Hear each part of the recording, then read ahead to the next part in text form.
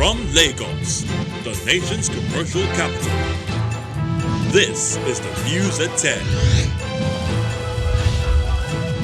Live from Channels Television. Reporting tonight, Ijoma Onyato.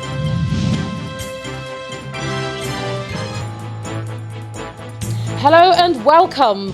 Lagos State Government launches investigation into the Abule-Ado explosion, announces 2 billion naira relief fund for victims.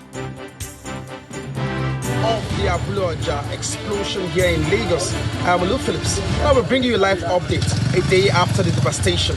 Stay tuned.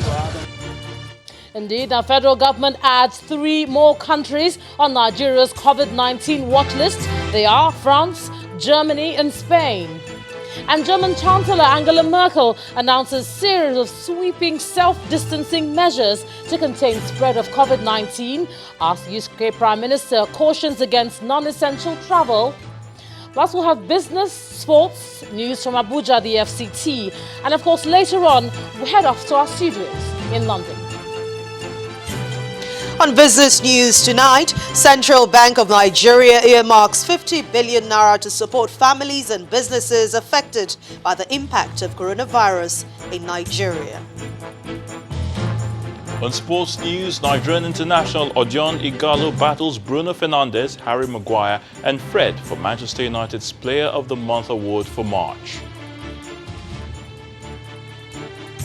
And from Abuja, appeal court orders stay of execution on court order suspending Adams Oshomole as APC national chairman, as another court grants interim order allowing Victor Gaidam to act as the party's acting chairman.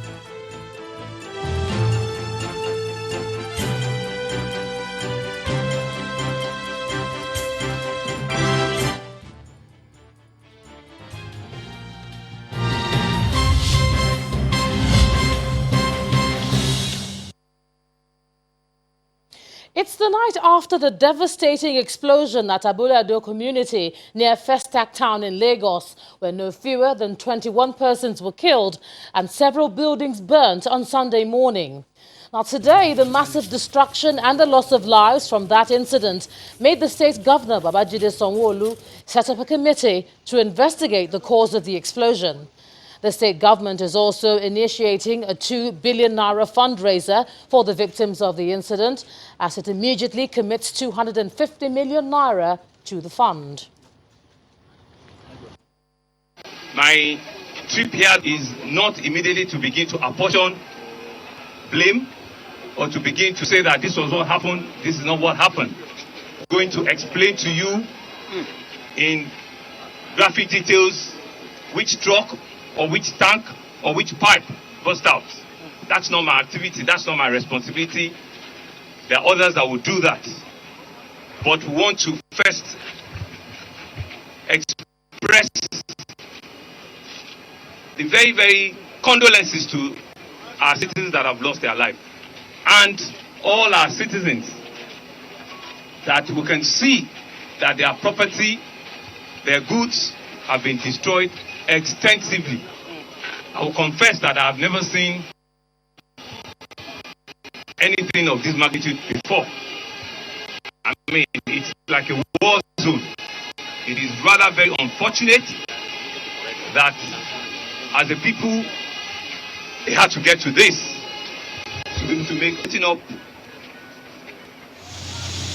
a panel that will come here, will start work from today, and will need to give us a report in the next 2 weeks as into the reasons and the real cause of this huge loss of life and property. So I have set up Abule-Ado SOVA, Emergency Relief Fund. I have set that up, and it's a 2 billion naira relief fund. And the state government will immediately be putting 250 million naira in that fund. And overnight, I have gotten 3 banks to open accounts for that fund. And what are we trying to achieve? This is certainly beyond what the state government can undertake on its own. This is beyond what the government, be it at the national level. So I'm aware that some of my fellow governors have called, and I've received phone calls from the private sector. And so what this fund will do is to give everybody the opportunity to be part of it and to be able to donate into it. And while the government carries out its investigations, some survivors of that explosion are already moving out of the Nigerian Navy Reference Hospital in Satellite Town, where they were rushed to. Our correspondent Mary Alala-Yusuf also caught up with a little girl who got trapped in the rubble, lost contact with her family, but is now reunited with them at the hospital.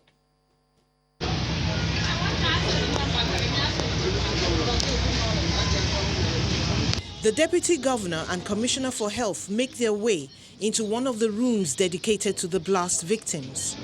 We had other patients before the incident. There they lie, sporting various degrees of injury. Expectedly, the blast took them by surprise. I don't really know what happened because I'm inside the bedroom. I'm bathing, so and I come outside, I see a lot of smoke. That's all. That is what I can remember. Then the next thing is that the roof of my house come on my head. That is what I can remember. Another is pretty distraught about her losses. What we had is, wah, like bomb. The thing push us outside with a pool of blood. They vandalized my things that I left in the hotel, and at the same time the bomb blast on my car. The blast, which occurred several kilometers away from the hospital, shook the structure and took its toll on the ceiling. 56 patients were brought to this hospital from the Abule-Ado blast site. 20 of them adults, 36 students of the Bethlehem Girls High School. All but 2 of those students have been either treated and discharged or taken to other hospitals. 34 students were treated and discharged to their parents. Most of them, their parents came around and then they were discharged to their parents. Of the 20 adults we attended to, 2 of them were referred to Lagos University Teaching Hospital because they had traumatic brain injuries. We also received 3 people who were brought in dead. One of the females I learnt was the principal of the Bethlehem Girls High School. In a different ward, the head girl and her deputy, who sustained more serious injuries than the other students, are on the mend as everyone counts the days until all affected can pick their lives up again. Mary Alala-Yusuf, Channels Television News. Now, we're still keeping our eye on the situation there. That's at the scene of the explosion, as residents and survivors seem to be picking up the bits and pieces of their property. And of course, others who lost loved ones are still reliving the harrowing experience, and our thoughts are with their families tonight. Our correspondent, Olu Phillips, has been with this story since it broke yesterday, and he's still at the scene now. And Olu, it's the night after. What can you tell us now, specifically about the rescue operations that are going on where you are?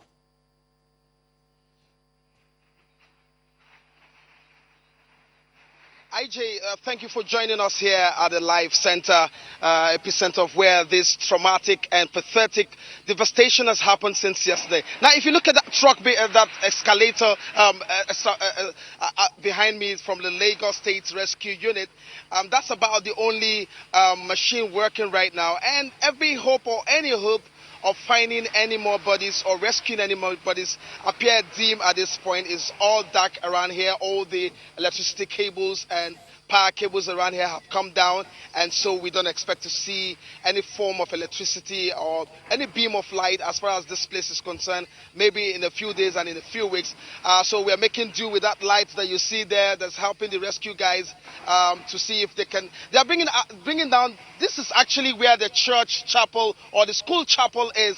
To my left is where the hostel or the dining area of the Bethlehem Girls School, where they were supposedly having early morning breakfast when this building came crashing down. That's the situation here. We've had a lot of government officials come up this morning, this afternoon, late this evening, all sympathizing with those who have lost properties and loved ones.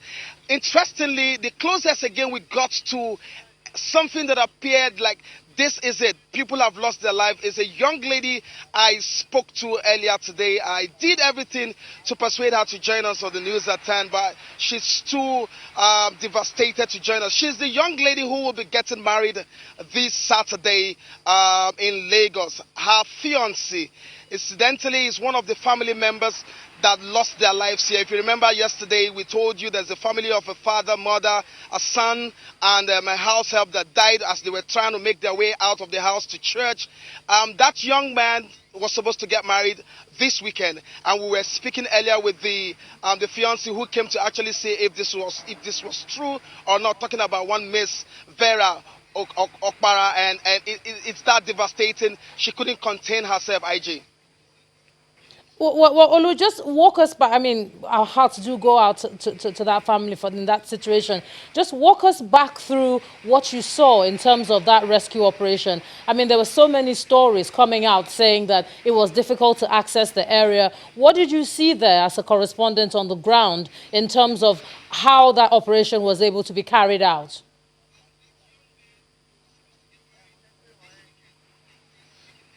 I would tell you that as far as the operations are concerned, this is one area we need to up our games as far as rescue operation is concerned.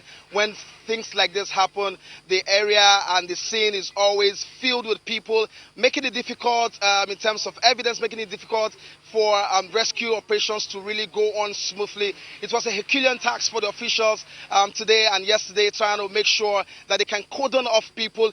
And it was difficult also because some 200 meters behind me is the ever busier, big, popular trade fair market you call the Abspander. So this evening when they closed from market, a lot of them had to use this route just to catch a glimpse of what's happening. So that made rescue effort very difficult, and that's why I think these officials have decided to do that at night. But again, if they're doing this at night, they're only trying to bring down any shaky building, any building that has caved in.